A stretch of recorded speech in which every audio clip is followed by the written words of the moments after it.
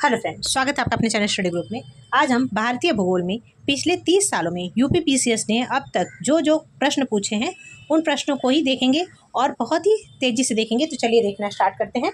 भारत अवस्थित है, तो भारत कहाँ पर अवस्थित है? तो देखिए यहाँ पर 8 डिग्री 4 मिनट उत्तरी अक्षांश, 37 डिग्री 6 मिनट उत्तरी अक्षांश, यहाँ पर 97 डिग्री 25 मिनट पूर्वी देशांतर यहाँ पर आता है, ठीक है। और यहाँ पे क्या आता है 68 डिग्री 7 मिनट पूर्वी देशांतर। तो ये किस ऑप्शन में? तो ऑप्शन नंबर सी में, यानी option number C is right answer for this question, ठीक है। फिर नेक्स्ट क्वेश्चन है, भारत की अवस्थिति पाई जाती है। देखिए भारत की अवस्थिति किस गोलार्ध में पाई जाती है?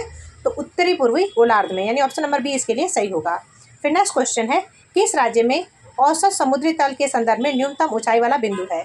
तो देखिए जो केरल का कुट्टानाड है ये समुद्र तल से सबसे न्यूनतम ऊंचाई वाला स्थान है और यहाँ पर धान की खेती होती है। इसे केरल का धान का कटोरा भी कहा जाता है कुट्टानाड को। तो ऑप्शन नंबर ए इसके लिए सही होगा। केरल का कुट्टानाड प्रसिद्ध है, तो किस लिए प्रसिद्ध है ये? तो भारत की न्यूनतम ऊंचाई वाला क्षेत्र है, यानी ऑप्शन नंबर बी इसके लिए सही होगा। फिर नेक्स्ट क्वेश्चन है,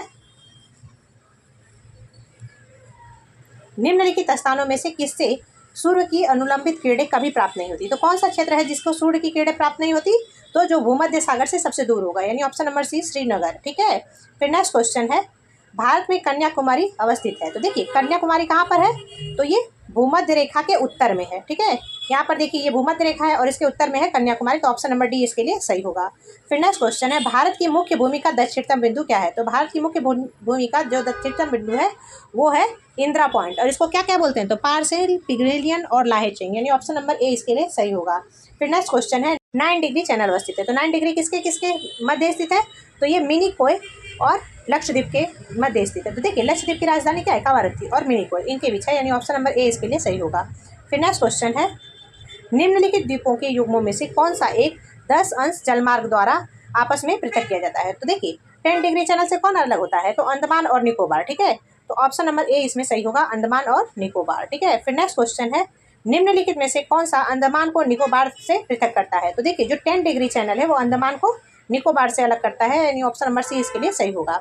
मालदीव के साथ भारत की समुद्री सीमा निम्नलिखित में से कौन बनाता है? तो देखिए जो 8 डिग्री चैनल है ये मालदीव के साथ भारत की समुद्री सीमा बनाता है, तो ऑप्शन नंबर सी इसके लिए सही है।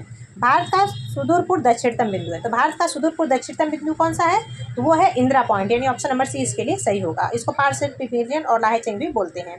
भारत के प्रादेशिक जल क्षेत्र का विस्तार है। तो देखिए भारत का जो प्रादेशिक जल क्षेत्र है वो कितना समुद्री मील तक है? तो 12 समुद्री मील तक, यानी ऑप्शन नंबर सी इसके लिए सही होगा। फिर नेक्स्ट क्वेश्चन है, निम्नलिखित राज्यों में से कौन एक राज्य 3 तरफ से बांग्लादेश से घिरा है? तो त्रिपुरा जो है वो बांग्लादेश से 3 तरफ से घिरा हुआ है, यानी ऑप्शन नंबर सी इसके लिए सही होगा। फिर नेक्स्ट क्वेश्चन है, भारत के निम्नलिखित राज्यों में से कौन देश के सभी चारों भौतिक प्रदेशों का प्रतिनिधित्व करता है?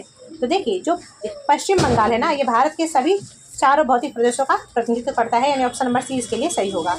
ये टॉपिक यहीं पे खत्म होता है।